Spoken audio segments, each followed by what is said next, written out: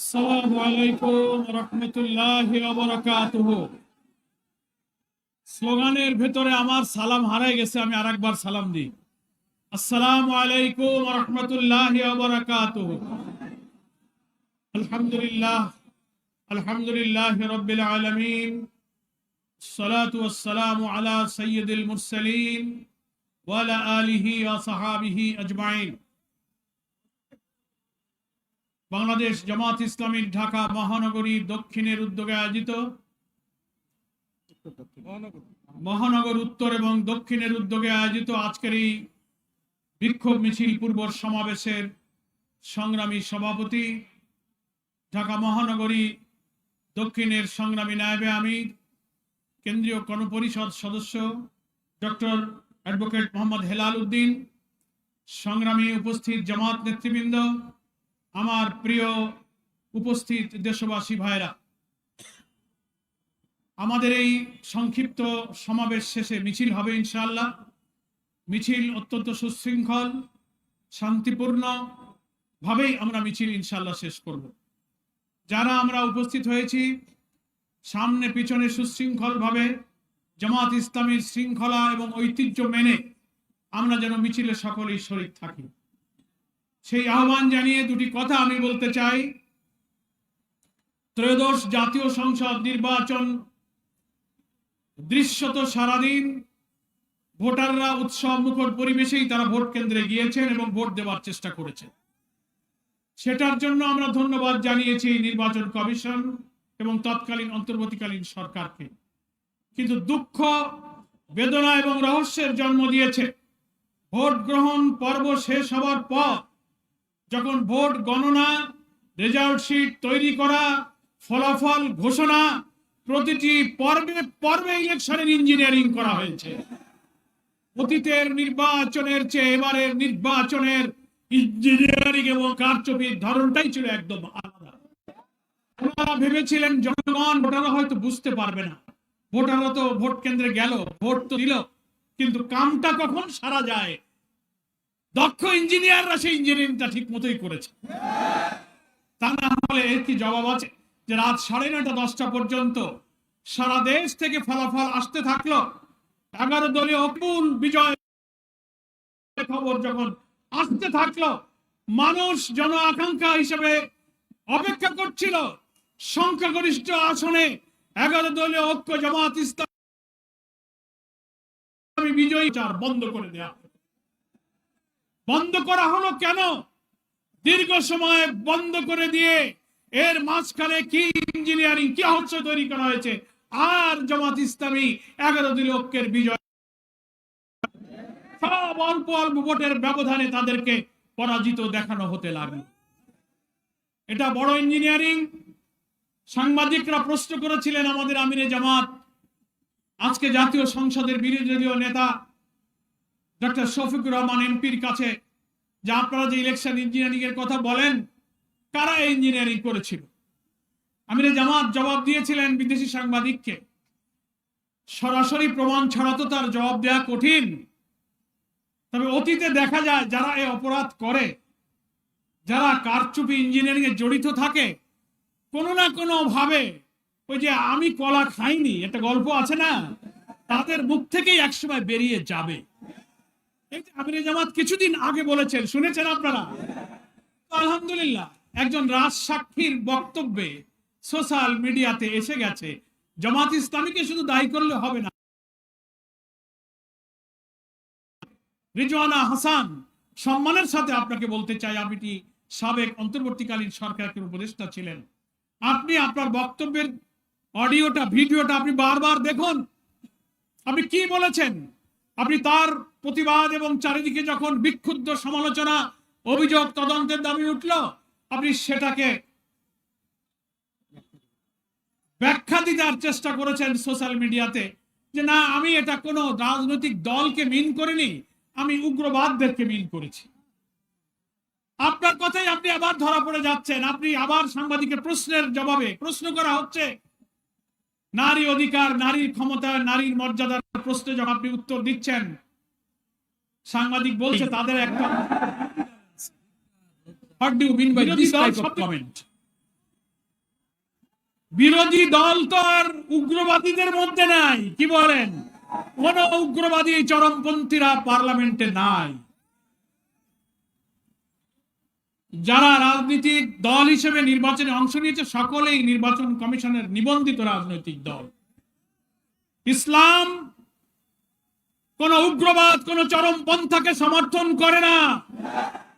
আপনি সাক্ষাৎকারে মিন করতে চেয়েছেন ইসলামী রাজনীতি যারা করে, নারীর ক্ষমতায়ন মর্যাদার ব্যাপারে আপনি তাদেরকে দোষী করতে চেয়েছেন যে তারা সে অধিকার চায় না। না, বরং আপনারা নারীবাদী হওয়ার দাবি করে যা বলেন তার চেয়ে হাজারো লক্ষ গুণ নারীর মর্যাদা ইসলাম দিয়েছে। জামাত ইসলামী সহ ইসলামী দল, ব্যক্তিত্ব, স্কলার, মহান আল্লাহ তাআলা কোরআন মজিদে আমাদের নারীদের যে অধিকার এবং সম্মানের কথা বলেছেন, প্রিয় নবী মুহাম্মদ মুস্তাফা সাল্লাল্লাহু আলাইহি ওয়াসাল্লাম হাদিস শরীফের মধ্যে বিদায় হজের ঐতিহাসিক ভাষণে নারীদের যে মর্যাদার কথা বলেছেন, আপনাদের কোন সিডো, কোন আন্তর্জাতিক সংস্থা আমাদের মায়েদের এই মর্যাদা, আপনাদের কোন দর্শন, কোন তত্ত্ব, কোন সংস্থা তা নিশ্চিত করতে পারেনি। ফলে আপনারা বারবার কোন প্রসঙ্গ আসলে নারীর অধিকারের প্রশ্নে আপনি ইসলামপন্থীদের উপর চাপাবার চেষ্টা করেন। আপনার এই ভুল প্রচেষ্টা, এই অপরিণামদর্শী প্রচেষ্টা থেকে আপনাকে আমরা বিরত থাকতে অনুরোধ করছি।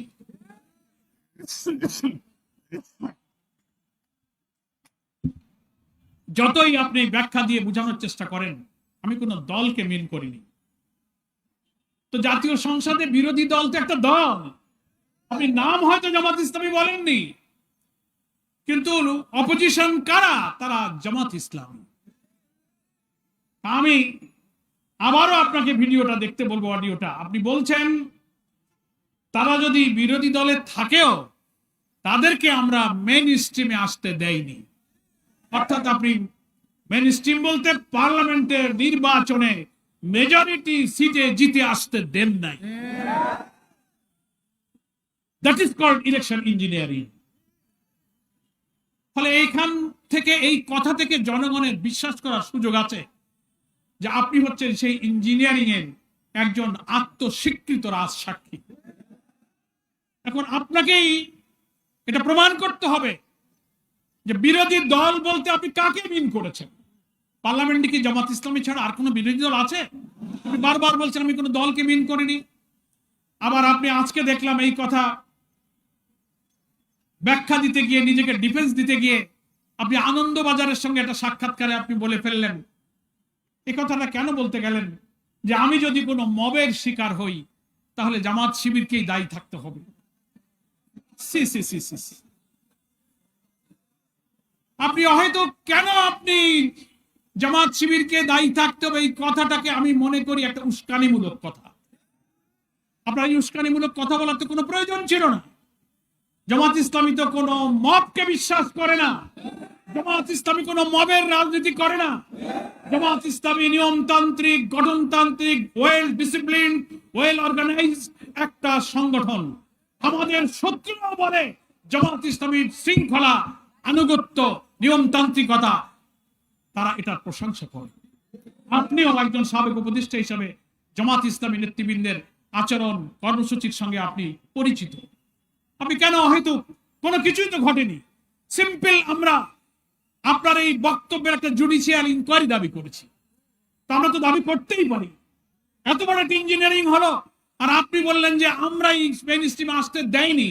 আপনার কথাই তো সাক্ষী দেয় যে আপনি আমাদেরকে নির্বাচনে মেজরিটি হতে বাধা দিয়েছেন। তবে আমরা বিশ্বাস করি আপনার একার পক্ষে হয়তো সম্ভব নাও হতে পারে। এত ইঞ্জিনিয়ারিং এর সঙ্গে এত বড় একটা মাস্টার প্ল্যান যারা করেছেন, আপনার সঙ্গে আর কে কে ছিলেন দয়া করে তার নামগুলো প্রকাশ করুন। লন্ডন কনস্পিরেসির হোতা হিসেবে যাকে দেশের মানুষ মনে করে ডক্টর খলিলুর রহমান, যিনি ইন্টারিম গভর্নমেন্টের সিকিউরিটি অ্যাডভাইজার ছিলেন। বাংলাদেশের অন্তর্বর্তীকালীন নির্দলীয় সরকারগুলোর একটা ট্রেডিশন আছে, একটা প্রথা, একটা ঐতিহ্য, একটা রেওয়াজ আছে যে যারা নির্দলীয় সরকারের উপদেষ্টা থাকেন একেবারেই ইমিডিয়েট তার পরের নির্বাচিত কোনো সরকারে, কোনো পলিটিক্যাল গভর্নমেন্টে তারা সাধারণত যোগদান করেন না, কেউ করেনি। আর আপনার ভূমিকার ব্যাপারে আজকে ক্ষমতাসীন সরকারি দল নির্বাচনের আগে বিএনপির অনেক সিনিয়র নেতারা আপনার বিরুদ্ধে অনেক বক্তব্য রেখেছে। আপনার ষড়যন্ত্র, নির্বাচনকে নিরপেক্ষ না করা, দেশের বিরুদ্ধে নানান ষড়যন্ত্রের ব্যাপারে বিএনপির অনেক সিনিয়র নেতারা যারা আজকে মন্ত্রিসভায় আছেন, সেই ভিডিও অডিও এখন অনলাইনে ভাইরাল আছে। তারা আপনার ব্যাপারে বক্তব্য রেখেছেন, আপনাকে অন্তর্বর্তীকালীন সরকারের উপদেষ্টা থেকে অব্যাহতির জন্য দাবি করেছেন। তাদেরই সরকারে আপনি যোগ দিলেন, শুধু ইচ্ছা করে যোগ দেন নাই। নিশ্চয়ই সরকারের যারা আছেন, ডিপ স্টেটে যারা ছিলেন, those who are policy maker, যারা পলিসি মেকিং করেন, তারাই পছন্দ করে আপনাকে পিক আপ করে আপনাকে আবার ক্যাবিনেটে নিয়ে আসছে। তার অর্থ হলো যে এখানে আসবার আগে, যখন আপনি অন্তর্বর্তীকালীন সরকারের উপদেষ্টা হিসেবে দায়িত্ব পালন করছিলেন, আজকে যারা সরকার গঠন করেছেন, ওই দলের যথেষ্ট উপকার আপনি ওই সময় করেছেন। আপনার খেদমত, আপনার উপকার, নির্বাচনে বিজয়ী করা, সরকারে আনার ব্যাপারে আপনার সার্ভিসে তারা এত সন্তুষ্ট হয়েছে যে আপনার পরে সমস্ত রাগ দুঃখ ভুলে আপনাকে এখন পররাষ্ট্রমন্ত্রী, এটা একটা উপহার আপনি পেয়েছেন। তো এটা তো জাতি বুঝতে পারে যে ইঞ্জিনিয়ারিং এর সাথে আপনি একজন গুরুত্বপূর্ণ দায়িত্ব পালন করেছেন। আরো আছে, আস্তে আস্তে বলে ঠাকুর ঘরে কে রে, আমি কলা খাইনি। তো অনেক সময় ঠাকুর ঘরের লোকেরা এরকম হঠাৎ কেউ কেউ বলে উঠবে, না আমি কলা খাইনি। তো অন্তত দুজন তো পাওয়া গেল। আর যদি আপনাদের সহযোগী কেউ থাকে, তাদের নামটা প্রকাশ করুন। আমরা বর্তমান সরকারের দৃষ্টিতে আনতে চাই, এই বক্তব্যটাকে পরীক্ষা করা হোক। রাজনৈতিক বিশ্লেষক, যারা চিন্তাশীল, যারা সিভিল সোসাইটি আছেন, এখন নীরব কেন? আপনি এই কথার ব্যাখ্যা দেন। বিরোধী দলে থাকলেও তাদেরকে আমরা মেইন স্ট্রিমে আসতে দেয়নি, এই কথার অর্থ কি? সমাজের সুশীলদের কাছে ব্যাখ্যা চাই। রাম বাম সেজে বাংলাদেশকে আমাদের জাতিসত্তা থেকে বিচ্ছিন্ন করার জন্য আন্তর্জাতিক চক্রের সিন্ডিকেট হয়ে যারা কাজ করেন, তারাই বক্তব্যের ব্যাখ্যা দেবে। আমাদের ব্যাখ্যা যদি ভুল হয়, আপনারাই সঠিক ব্যাখ্যা দিন যে বিরোধী দলে পার্লামেন্টে কারা আছে জামাত ইসলামী ছাড়া। হয় যেন রিজওয়ানা চৌধুরী হতে পারে, তিনি যদি অন্তরের দিক থেকে সিনসিয়ার থাকেন, অপরাধ না করে থাকেন, তাহলে তিনি অকপটে তার এই বক্তব্যের ভুল স্বীকার করতে পারেন যে আমি আমার কথা ভুল বলেছি। যতক্ষণ তা না বলবেন, ততক্ষণ দেশবাসীর বিশ্বাস করার যৌক্তিক কারণ আছে যে আপনি জামাত ইসলামীকে বিরোধী দল থেকে সরকার দলে আসার পথে আপনারাই বাধা দিয়েছেন।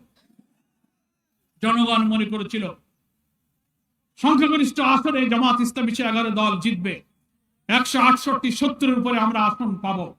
আপনারা প্ল্যান করে সেটাকে 100-র নিচে থামিয়ে দেওয়ার চেষ্টা করেছেন।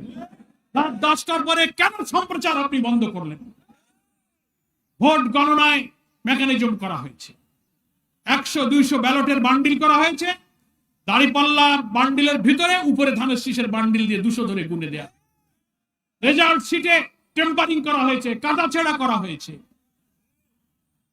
এজেন্ট যারা নির্বাচনে গিয়েছে, বহু প্রিজাইডিং অফিসার সন্ধ্যায় ভোট গণনার আগে তাদেরকে বলেছেন, আমাকে নিজেরা তারা বলেছেন যে সন্ধ্যায় হয়ে বিকালে ব্যস্ত হয়ে যাব, তুমি এখনই এই ফর্মে সই করে রাখো। গণনা এবং ফলাফলের আগেই বহু এজেন্টের কাছ থেকে স্বাক্ষর দিয়ে রাখা হয়েছে। তারপরে ঘোষণা, মিডিয়া, গণনা, পদে পদে। আপনাদের মতো অত ইঞ্জিনিয়ারিং ব্রেন তো আল্লাহ আমাদের দেয় নাই। সমাজের এত কুকর্ম, এত ষড়যন্ত্র, জাতির আত্মঘাতী কাজ করার অভ্যাস আমাদের নেই। যাদের আছে তারা এই ইঞ্জিনিয়ারিং এর সাথে, আর কারা কারা এর সাথে যুক্ত, দয়া করে আপনারা তাদের নাম প্রকাশ করুন। সংগ্রামী দেশবাসীর কাছে আমাদের এই আবেদন থাকলো, আমরা সন্ত্রাস, সহিংসতা, সংঘাত, বিশৃঙ্খলা, রাজনৈতিক অস্থিতিশীলতা চাই না। আমরা মাননীয় প্রধানমন্ত্রী আমাদেরকে বলেছেন, মন্ত্রী পরিষদের সদস্যরা আমাদেরকে বলেছেন যে আমরা অতীতের রাজনৈতিক ব্যাড প্র্যাকটিস গুলো ভুলে রাজনীতিতে পরমত, সহিষ্ণুতা, নিয়মতান্ত্রিকতা বিরোধী দল এবং সরকারি দল সহযোগিতা সহমর্মিতার ভিত্তিতে এই দেশটা গড়তে জুলাইয়ের চেতনা, জুলাইয়ের আন্দোলন, জনগণের আকাঙ্ক্ষা, এক সাগর রক্তের মূল্য দিতে আমরা দেশপ্রেমিক হয়ে হাতে হাত ধরে দেশটাকে আমরা গড়তে চাই। তবে আমাদের আমিরে জামাত বলেছেন, আমরা দেশ পরিচালনায়, রাষ্ট্র পরিচালনায় সরকারকে সব ধরনের সহযোগিতা করব, প্রোভাইডেড আমরা সকল অন্যায়ের বিরুদ্ধে প্রতিবাদ করব, সকল অসত্য, ষড়যন্ত্র, রাষ্ট্র জাতিদ্রোহী ঘটনার প্রতিবাদ আমরা করব, ন্যায় কাজের সহযোগিতা করব, অন্যায়ের প্রতিবাদ করব। তাওয়ানু আলাল বিররি ওয়াত তাকওয়া ওয়ালা তাআনু আলাল ইসমি ওয়াল উদওয়ান। আমরা ভালো কাজে সাহায্য করব, মন্দ কাজে আমরা বাধা দিব। সাবেক একজন উপদেষ্টা যে কাজটা করেছেন, যে কথা বলেছেন, এই কথা মিন করে যে আপনি একটা মন্দ কাজের সাথে যুক্ত ছিলেন, তার প্রতিবাদ করছি। আপনি আমাদেরকে মবের শিকার হবেন এরকম আশঙ্কা কেন করেন? এটা তো এক ধরনের উস্কানি আপনি দিয়েছেন। আপনার ওয়ারিড হওয়ার কিছু নেই। নিয়মতান্ত্রিক ভাবে আমরা এটা জুডিশিয়াল বিচার বিভাগীয়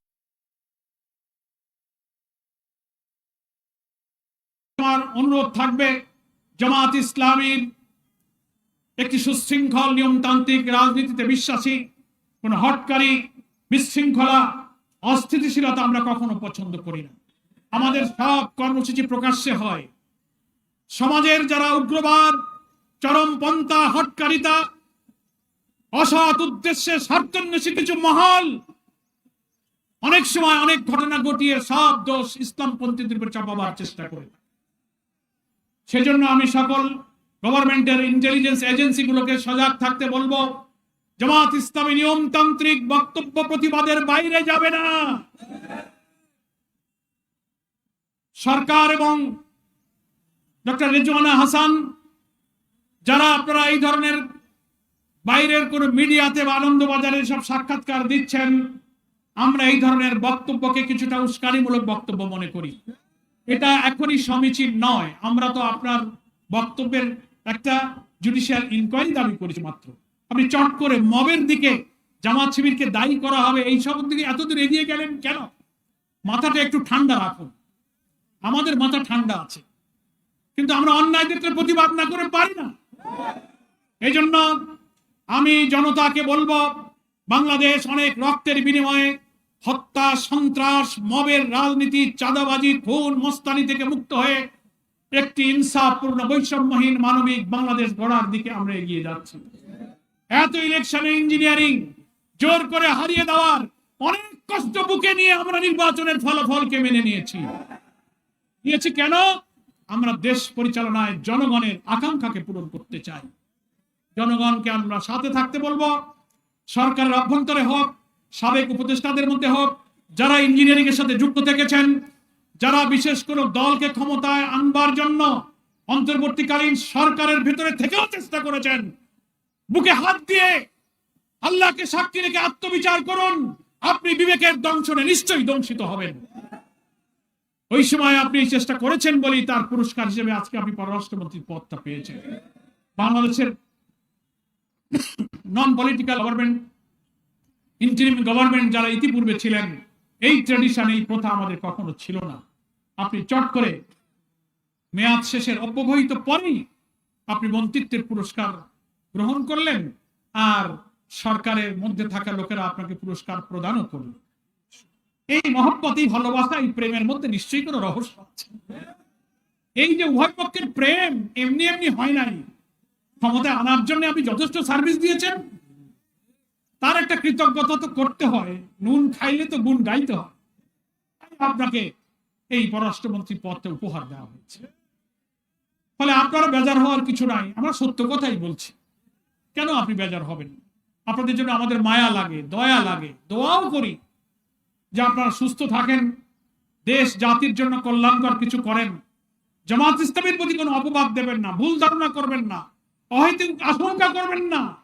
প্রচলিত ধারণায় এক শ্রেণীর পশ্চিমা এবং পাশ্চাত্য মিডিয়ার এবং টকশোজীবীরা, পেইড জার্নালিস্ট যারা কিছু আছেন, অহেতুক জামাত শিবিরের বিরুদ্ধে যেসব বক্তব্য রাখেন, তারা গুপ্ত, তারা রক কাটা, তারা অমক তমক, এর কোন প্রমাণ বাংলাদেশে নাই। আমাদের মানবিক বাংলাদেশ গড়ার অভিযান ঠেকাতে না পেরে আপনারা বহু চেষ্টা আপনারা করেছেন, বহু অভিযোগ করেছেন।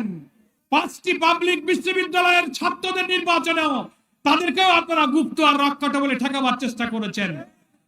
কোন অপপ্রচার ঠেকাতে পারে নাই, জাতীয় নির্বাচনও ঠেকাতে পারেন নাই। দেশবাসী কোটি কোটি ভোট দিয়ে প্রমাণ করেছে আপনাদের সব অপপ্রচার হচ্ছে মিথ্যা, গুজব, রাজনৈতিক উদ্দেশ্য প্রণোদিত। এই মিথ্যাচার অপপ্রচারের সর্বনাশা অপরিণামদর্শী পথ থেকে আপনি ফিরে আসুন। দেশে নির্বাচনে এই ইঞ্জিনিয়ারিং এর সাথে আর কারা জড়িত ছিল, সাহস থাকলে নাম প্রকাশ করুন। বিচার বিভাগের সাথে যারা আছেন, আমি জামাত ইসলামীর পক্ষ থেকে তাদের কাছে দৃষ্টি আকর্ষণ করব, একটা জুডিশিয়াল ইনকোয়ারির ব্যাপারে আপনারা পদক্ষেপ গ্রহণ করুন। পরিশেষে একটা কথা বলে আমরা মিছিলে যাব, সে কথাটা হলো ক্ষমতাসীন সরকার বিএনপি রাজনীতিতে আমরা দীর্ঘকাল একসাথে পথ চলেছি, ফ্যাসিবাদ বিরোধী আন্দোলনে আমরা একসাথে ছিলাম।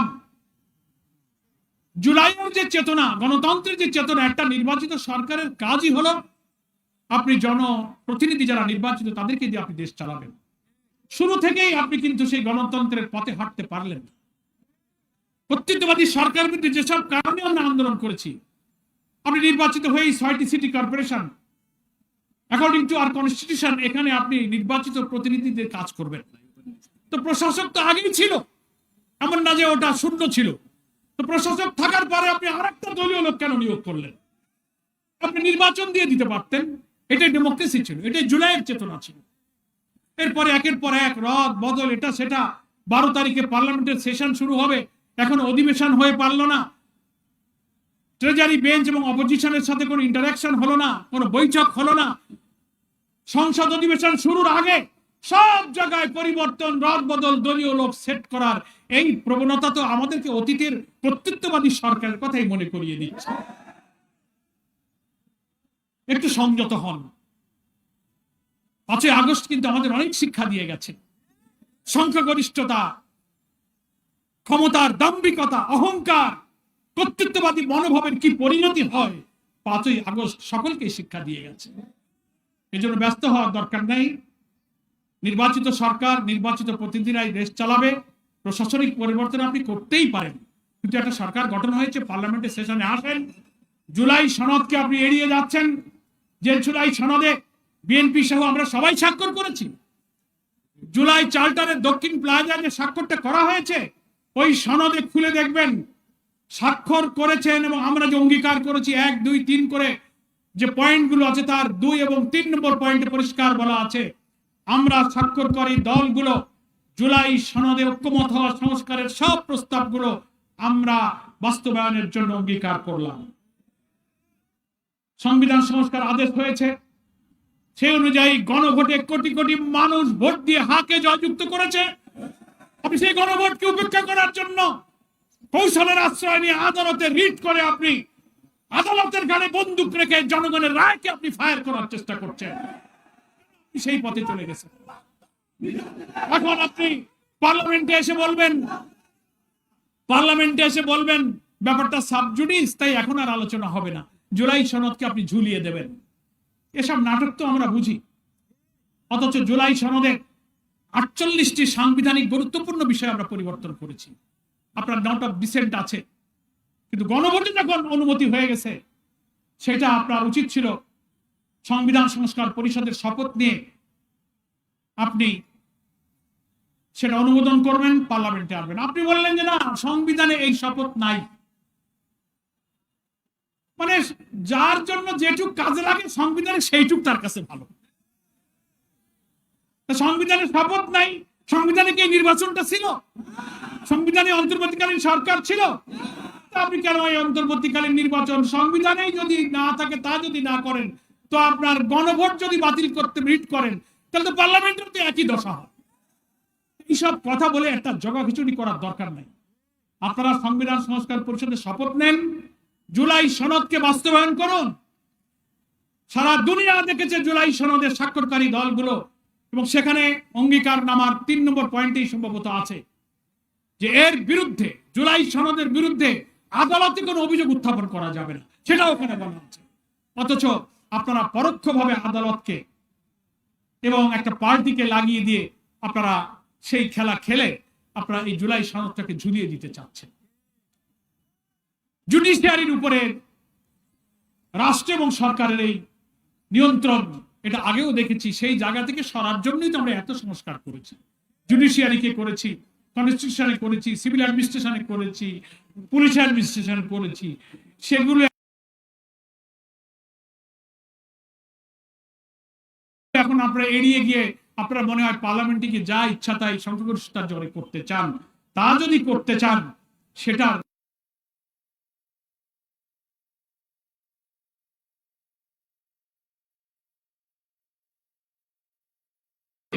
জুলাই সনদ বাস্তবায়ন নিয়ে আলোচনা হোক, তারপরে আমরা দেশ গড়ার জন্য হাতে হাত ধরে এগিয়ে যাই। এর আগে আর কোনো বিশৃঙ্খলা যেন তৈরি না হয়। আমরা সর্বশেষে সরকার এবং দেশের জুডিশিয়ারি বিচার বিভাগে যারা আছেন, সৈয়দ রেজওয়ানা হাসানের এই বক্তব্যটাকে আপনি পরীক্ষা করুন, এই অভিযোগের ব্যাপারে তাকে জিজ্ঞাসাবাদের মুখোমুখি করুন, জাতির সামনে আসল সত্যকে পরিষ্কার করুন। এই দাবিতে এখন বিক্ষোভ মিছিল হবে। আমি আমার নেতা কর্মীদেরকে অনুরোধ করব, মিছিলে কোন রকম উস্কানি, কোন রকম ব্যক্তিকে আক্রমণ করে কোন উস্কানিমূলক বক্তব্য স্লোগান না দিয়ে শান্তিপূর্ণ সুশৃঙ্খল আমাদের ঐতিহ্য রক্ষা করে এই বিক্ষোভ মিছিল আমরা পল্টন মোড় হয়ে, আমরা বিজয়নগর হয়ে কাকরাইলির দিকে গিয়ে শেষ করব। মিছিলে নেতৃবৃন্দের নির্দেশনা অনুসরণ করে শান্তিপূর্ণ মিছিল সফল করার জন্য ঢাকা মহানগরবাসীকে আহ্বান জানিয়ে আমি আমার বক্তব্য শেষ করছি। আল্লাহ হাফেজ। বাংলাদেশ জিন্দাবাদ। বাংলাদেশ জামাত ইসলামী জিন্দাবাদ। এখন সভাপতি সাহেব সমাপ্তি করবেন। সংগ্রামী প্রধান অতিথি, নেতৃবৃন্দ, আমার প্রাণপ্রিয় রোজাদার ঢাকাবাসী, আসসালামু আলাইকুম ওয়া রাহমাতুল্লাহ। প্রধান অতিথি আমাদের উদ্দেশ্যে সবগুলো কথা পরিষ্কার করে বলছেন। আমাদের বক্তব্য একটাই, গত 2008 সালের যে নির্বাচনটা ইলেকশন হয়েছিল, যে ইঞ্জিনিয়ারিং হয়েছিল, সেইটা প্রকাশ করতে 15 বছর টাইম লেগেছে। এবারের ইলেকশনের ইঞ্জিনিয়ারিংটা এই মাত্র 2 সপ্তাহের মধ্যেই প্রকাশ হয়েছে। আমরা সরকারকে বলবো, এই সাবেক উপদেষ্টাকে জিজ্ঞাসাবাদ করুন, তার সাথে আর কারা কারা জড়িত আছে সবাইকে আইনের আওতায় এনে উপযুক্ত ব্যবস্থা করুন। না হলে এই দেশের তৌহিদি জনতা আন্দোলন সংগ্রাম করে এদের বিরুদ্ধে ব্যবস্থা নিতে বাধ্য করবে। সবাইকে ধন্যবাদ জানিয়ে আগামী দিনের সকল আন্দোলন সংগ্রামে শরীক হওয়ার উদাত্ত আহ্বান জানিয়ে আজকের সমাবেশ এখানে শেষ করা হচ্ছে। আমাদের মিছিল শুরু হবে। সবাইকে ধন্যবাদ।